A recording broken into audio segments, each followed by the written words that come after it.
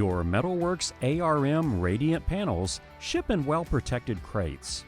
They are available in 2x2 or 2x4 and are packaged 2 to a package with polybagged insulation separating the panels. Keep these polybags as they are ultimately laid on the back of your installed ARM panel to project radiant energy downward.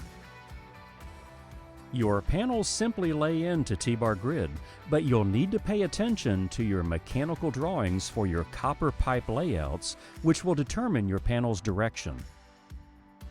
For these 3 adjacent panels, your supply line will come in here, then on the opposing side, copper tubing will connect diagonally across the adjacent panel to its supply side. We'll repeat from the opposing side, running copper diagonally across the next adjacent panel until copper return tubing connects for the outflow. Here's what your connecting supply and return copper tubing will ultimately look like once complete. Keep your red dust caps on your copper until you are ready to connect your supply and return lines. Make sure that you prep all of your copper with a wire brush and flux before you solder.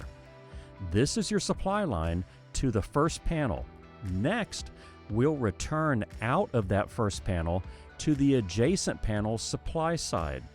And we'll do the same thing on the third panel to the ultimate outflow or return side. Now for those black poly insulation bags that shipped with your panels. These lay over your installed and connected finished panels.